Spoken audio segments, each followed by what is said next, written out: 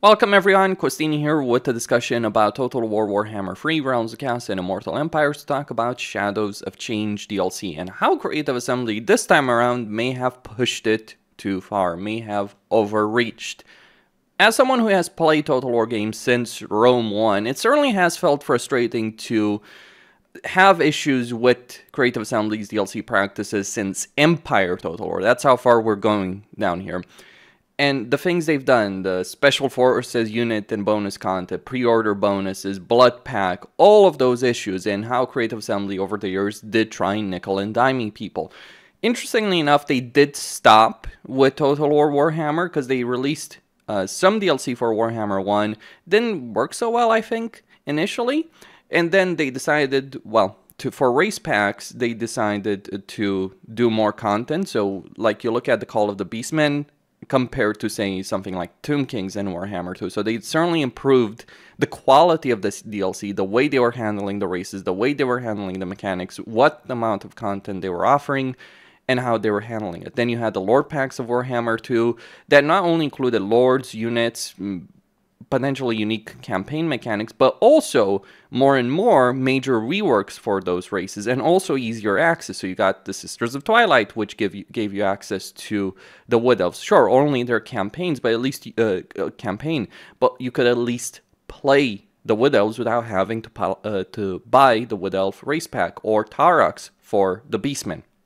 Just as two major examples. Or the Greenskin rework, when we're thinking about a high-quality DLC, we're looking at the Warden and the Paunch DLC for Warhammer 2. So Creative Assembly did vastly improve the way they handled DLC, especially with Warhammer 2. Like, Warhammer 2 did have a pre-order bonus DLC, sure, with Norska, but Norska came out for Warhammer 1 and actually took a long time for it to come out in Warhammer 2. And I think that was a much better way of handling things than what they ended up doing for Warhammer Free Kingdoms, or if we're looking at some other games as well, even looking at Rome 2. Rome 2 was a disaster in a significant number of ways, suffice it to say.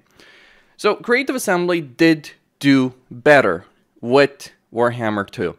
Then Warhammer 3 comes out, and Realms of Chaos ends up being a massive disaster, and as a result of that, things change yet again. Champions of Chaos comes out for $15, 15 euros, but we do get Immortal Empires.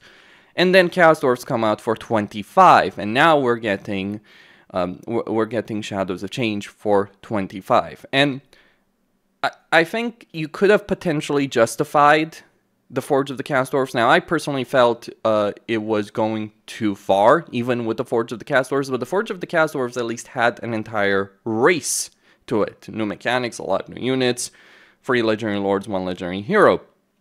And again, then an entire race that was actually very well built. What we're getting with Shadows of Changes, we're getting 3 Legendary Lords, 2 Legendary Heroes, as well as units, regiments, and renown, all of that.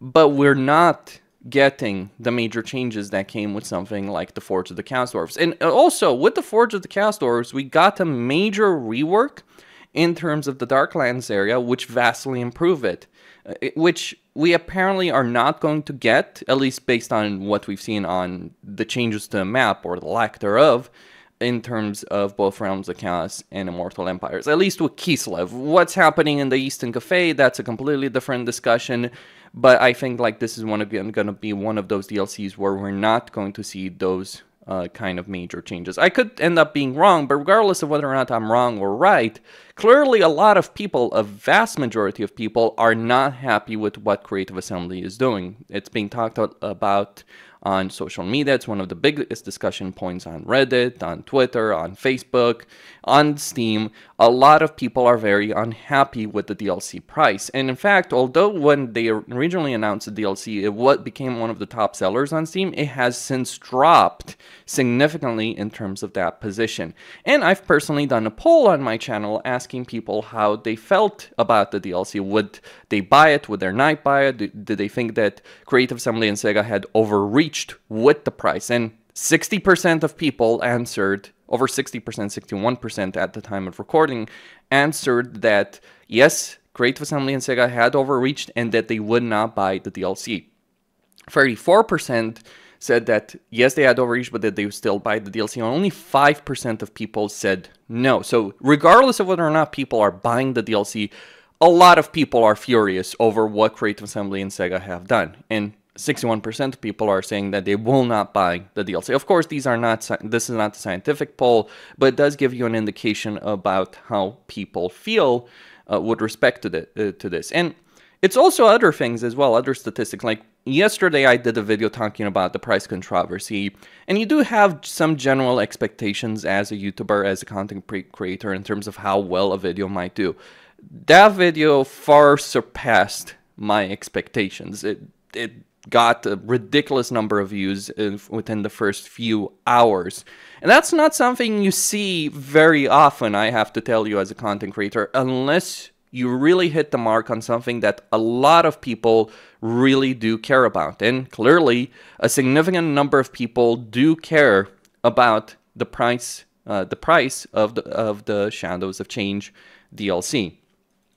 And while undoubtedly a lot of people, when it comes to any kind of DLC, probably wouldn't buy it. Like, I'd say probably 40% or more of people wouldn't buy a DLC like this in general, unless, you know, the people that are not interested in Cafe, Siege, or Kislev, especially since we haven't seen any indication from Creative Assembly that they're going to give Kislev and Siege major changes, like racial changes, that would justify it in the eyes of quite a few people. Sure, the Changeling is going to have his own unique campaign, and I imagine Mother Ostankia is also going to have her own unique campaign, but not Kislev as a baseline race, not Siege as a baseline race, based on what we're seeing. Keep that in mind, because ultimately it does come down to how they market it. If they were going to talk about how they were going to change Siege and Kislev, I imagine they would have put that front and center.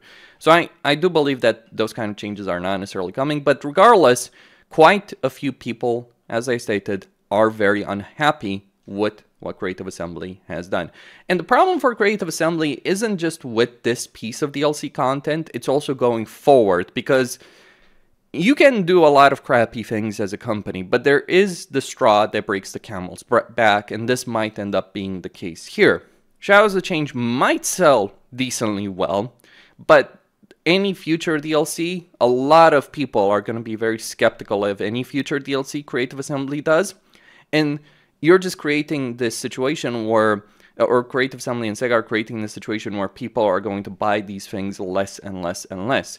And another reason why people are angry is Creative Assembly is charging this much for this DLC when we have major issues, major bugs, major problems, major design issues in Warhammer 3 that haven't been fixed either since the launch of the game or since the launch of Immortal Empires. There's a huge list of bugs that Creative Assembly themselves have acknowledged. Quite a few of those bugs and problems have been in the game for a very, very long time.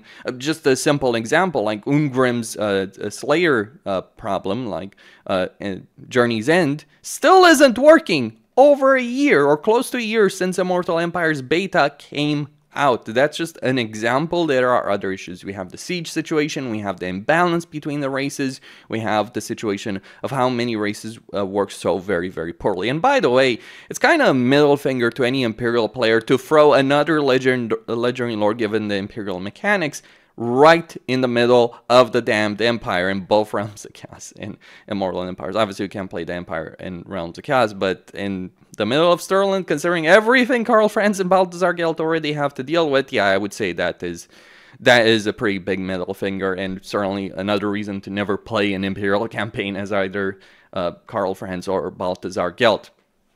So, yeah, major problems with respect to that, major issues with how Creative Assembly is doing it. And then you look at other titles as well, like you look at Total War Pharaoh, and I think Creative Assembly with Total War Pharaoh, one, they're basically releasing the sequel to a Total War Saga Troy, but not calling it the Saga game, increasing the price, and then doing a really bad job with the marketing. I gotta say, the marketing of Total War Pharaoh has not been great at all. It hasn't really been that impressive, and they really needed to convince people that they're interested in buying it. And I imagine that Total War Pharaoh has a very high chance of failing in the same way that the Total War Saga Troy did. And keep in mind, Saga Troy was released for free, and still a lot of people just weren't interested in that, let alone buying the DLC DLC, buying mythos, or anything along those lines. And that's likely going to be the case as well with Total War Pharaoh, based on prevailing sentiment that you do see online. Now, I personally believe that it is a shame that both Troy and now Pharaoh seem to be failing, because I do actually like a lot of the mechanics that Troy has, for instance, though it does have many problems with its design, balance issues, bugs, and all that. It does have those issues, but I certainly think that game had a lot of potential, and I certainly think Pharaoh has a lot of potential, but if it ends up failing right out of the gate, then what hope could we have for Creative Assembly to really devote the time, effort, and energy to improve it with DLCs or patches later down the line? What they did with Warhammer 2 was an anomaly in terms of their business practices, in terms of the level of support that they gave it. And now they're probably trying to replicate that level of success, but they're doing it in a really bad way, overcharging things. People have mentioned that Sega in general has increased the prices of everything in their lineup. That seems to potentially be the case. But regardless, what Creative Assembly is doing is not going to bode well for their long-term prospects, because, as I said, they've gone too far. Going from $15 to $25 for a Lord pack is absurd. And we have no guarantee, by the way, that what we're getting with Shadows of the Change is going to reach any on any level what we got with Champions of Chaos, because while certainly the Legendary Lords of Champions of Chaos, people could say reskins and all that, but the major racial changes that came for the Warriors of Chaos and Be'lakor as well were fairly significant with that DLC, and you got to consider that part of the DLC. Are we going to have something similar with Tzeentch, Cathay, and Kislev? We don't know. That's the problem, by the way. We don't really know. They haven't really given us that much information in regards to this DLC. And while they have obviously talked about some mechanics like Out Bow, improving Compass, all that kind of stuff, right? And they've shown the Changeling, they have been suspiciously silent with respect to this. And I do have a theory that when the developer doesn't want to talk about certain things, they recognize that they're going to have some issues going forward. At least that's how I would personally view that situation. But yeah, a lot of people right now are angry. A lot of people are furious at Creative Assembly. I've seen the exact same people that defended the Forge of the Chaos Dwarves price now saying that they're not going to buy this DLC or any other DLC going forward. The exact same people on my channel. Just keep that in mind. That's what Creative Assembly has done. Am I surprised by what happened? Yes, I am, because I've seen how the Total War community has handled these kind of things. Like, a lot of people bought the Blood Pack or accepted the Blood Pack, for instance, or pre-order bonuses and price gouging in the past. Let me say that as someone who's played the series for a very, very long time, I have at many points been very disappointed by how people would religiously defend, more or less fanatically defend anything Creative Assembly was doing, even when they were screwing up, like Rome 2 as an example, or the 32-bit to 64-bit debacle. Like, for a very long time we didn't get 64-bit, and it was proving an issue, was limiting the potential in these games. Like, you want to know why Rome 2 and Attila run really poorly even to this day, or many of those older games? Yeah, the lack of 64-bit. Warhammer 1 with the Warriors of Chaos pre-order DLC, that also was a major problem as I see it. Now, granted, that was because Creative Assembly didn't necessarily want to include Chaos originally. They were going to make Bretonia the pre-order bonus based on what I've read. And then people were crying out, why is there no Chaos? And, well, rightly so. Like, what did the Creative Assembly expect exactly with that? Like, did they expect people were going to be fine with not having Chaos? I mean, sure, you would have had Norska, but just Norska, that was not good enough for a Warhammer fantasy game. Pointing that out, Creative Assembly can act surprised, or developers can sometimes act surprised, but it's like, are you really surprised that things turned out the way you did when you made such a really stupid decision in the first place? I mean, it's understandable why they did it from their perspective, but it was going to blow up in their faces, and it did, and we ended up getting a really bad version of the Warriors of Chaos for many years as a result of how it was ultimately handled. And now Creative Assembly has kind of backed themselves into a corner, because you look at how Free Kingdoms failed, and Three Kingdoms, although it sold a lot of copies in its initial release, it didn't do well at all with any of its DLCs. That's why they shut it down. That's why they stopped development.